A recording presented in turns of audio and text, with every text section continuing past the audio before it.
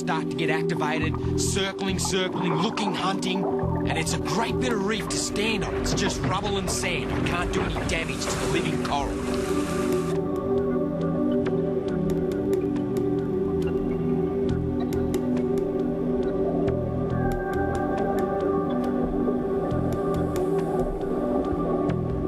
They're coming in from behind.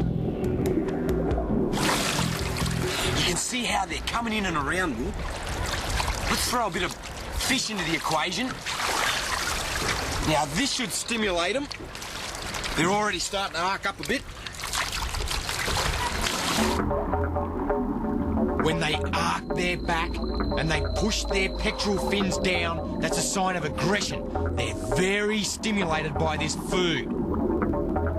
It's hard to anticipate how hard and how fast they're going to come in, but it is quite dangerous bringing food in and around these reefies. Look at the way they hit it. Frenzy. Look out! Behind you, Steve! Ooh, that was close. There's at least 20 or 30 sharks zipping around all over me. I can't see what's coming in from behind. Ooh, close. That was a great reef shark. They're hard-hitting little devils. Thanks, babe. They're starting to slow down. You can see them looming. They're building up again. They're going to come in on another wave. Here they come. Hey, they're fast, really fast. And they keep sneaking up behind me. The old black-tip reef shark, he's been known to grab people on the legs or on the feet. Can't say I blame him. Pretty meaty-looking chunk of meat there. They're zipping round, and you can see why. It's just coming on to dark, last part of the sun. This is prime time for the black-tip reef shark. Woo! They are fast. They are like rapid transit, really, really quick. And here they come. They've located the last piece of food. Whack! They're on again. Here we go.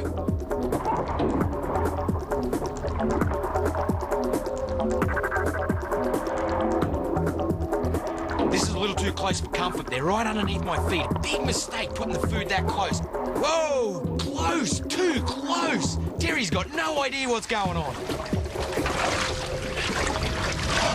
The black-tip reef shark is very inquisitive, especially when it comes to food. Now, when somebody's walking along in the shallows, sometimes the white flash of flesh can look a little bit like a potential meal. The black-tip will come in, grab a hold of something like the calf muscle, realize it's too big to eat, and then back off. Now, unfortunately, we're about 50 miles out in the Pacific Ocean in the middle of nowhere.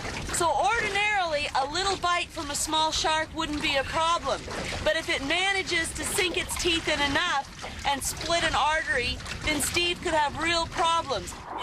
You should try being back down here, Mrs. Calm, Cool and Collected. There's too many of them.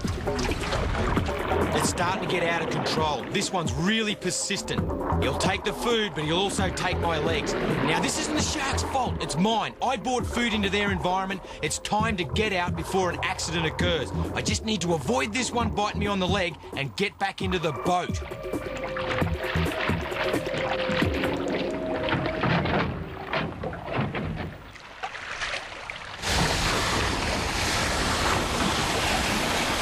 The closest relative of the shark is the ray. And it's kind of weird how some sharks look like rays and some rays look like sharks. A little confusing. But I find it interesting how sometimes rays can be more dangerous than most species of sharks. This guy's not at all dangerous. It's a manta ray. It's the biggest of the entire ray family and one of the biggest fish in the world. A fully grown manta ray would not fit into your living room. They can reach sizes of over 30 feet across.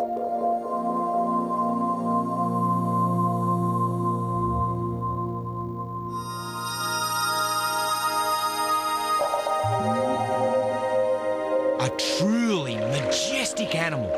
They often swim close to the surface, and sometimes they get up enough speed that they can even leave the water. They glide with effortless poetry.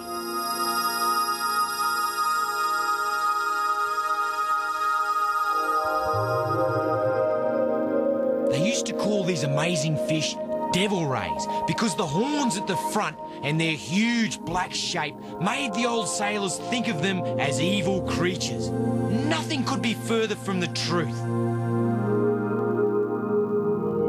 They're magnificent, and the only animal that needs to fear them are tiny plankton. They use those horns at the front to funnel the microscopic plankton into their mouths as they swim along. It's like they fly under the water. Manta rays don't have the stinging spine like other rays.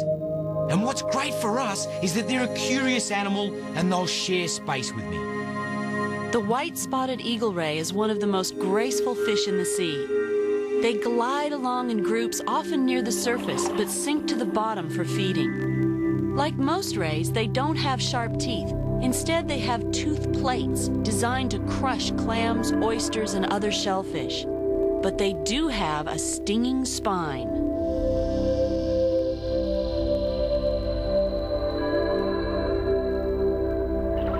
And along the bottom, I come across a skate. Beautiful little animal that travels along the bottom effortlessly.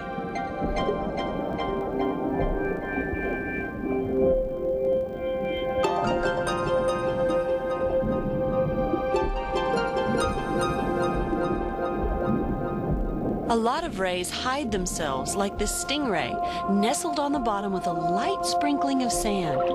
In the shallows, that makes them very dangerous. You can't see them, and if you step on one, you could end up with a stinging spine in your leg or foot before you knew what hit you. They're an inquisitive fish and might approach you if you're diving. If they do, it's also a good idea to be careful of them while they're swimming along. The stingray is one of the rays that you'll find a long way upstream in rivers and estuaries. They've even been seen in fresh water, and I think they're just beautiful.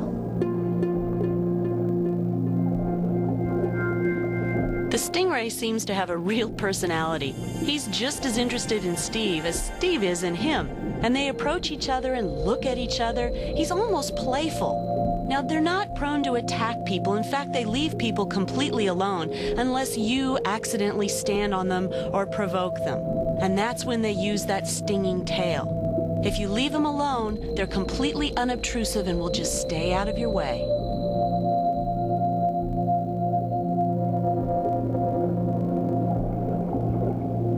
Here's where the ray family gets a little confusing.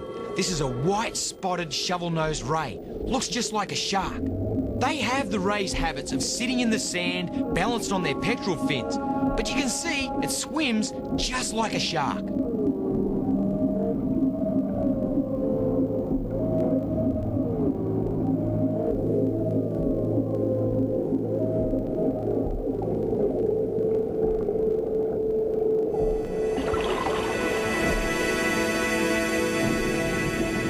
The eastern shovel-nosed ray is also a part of the crossover between sharks and rays, and one of its common names is the shovel-nosed shark, but scientifically he's a part of the ray family.